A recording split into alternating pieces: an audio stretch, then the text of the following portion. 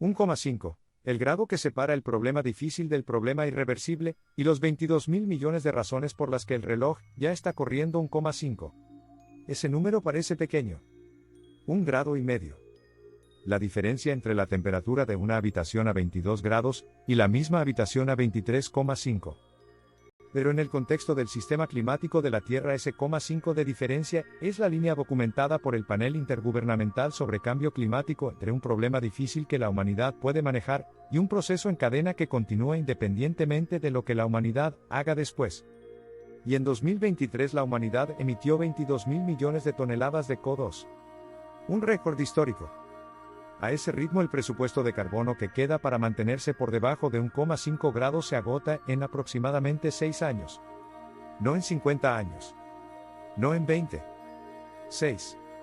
Bienvenido a Cifras que cambiaron todo. El canal donde los números más importantes de la historia cuentan las historias que ningún libro de texto relata de la forma en que merecen ser relatadas.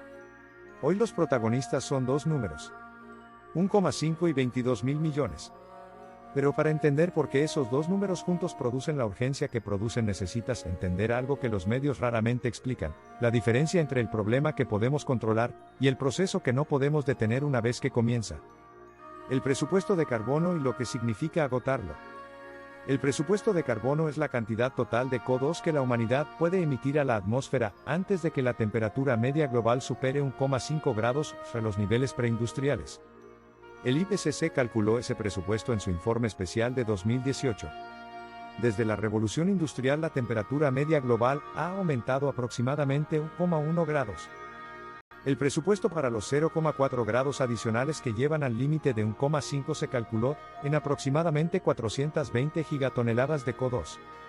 En 2023 la humanidad emitió 22.000 millones de toneladas que son 22 gigatoneladas. A ese ritmo de emisión el presupuesto completo se agota en aproximadamente 19 años. Desde ese informe de 2018, lo sitúa el agotamiento en torno a 2037.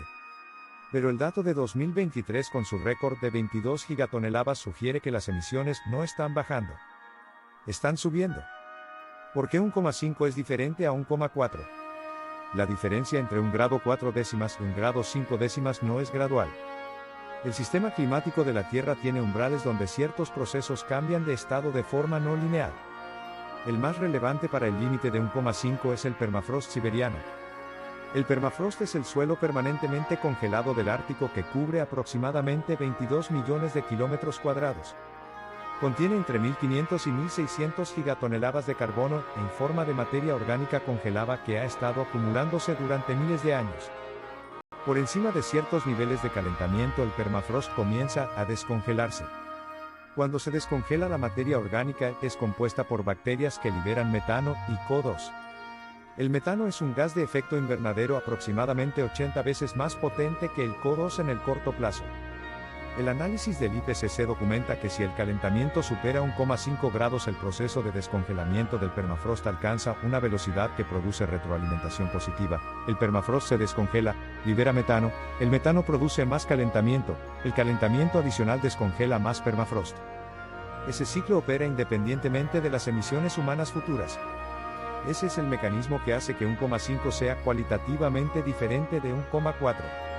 No es una diferencia de escala. Es una diferencia de sistema.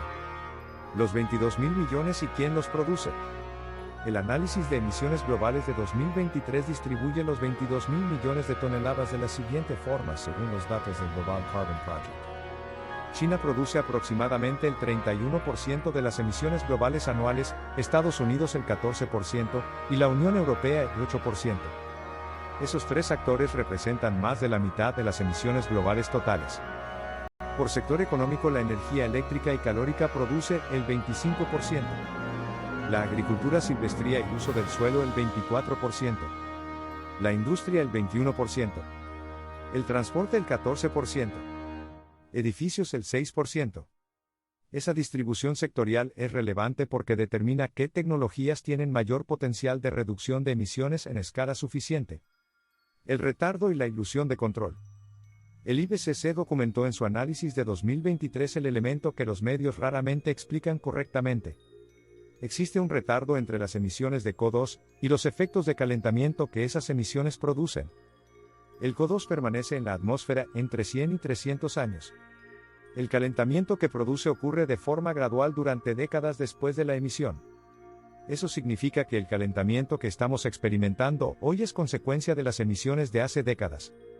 Y las emisiones de hoy producirán su efecto máximo de calentamiento en 2050 y más allá.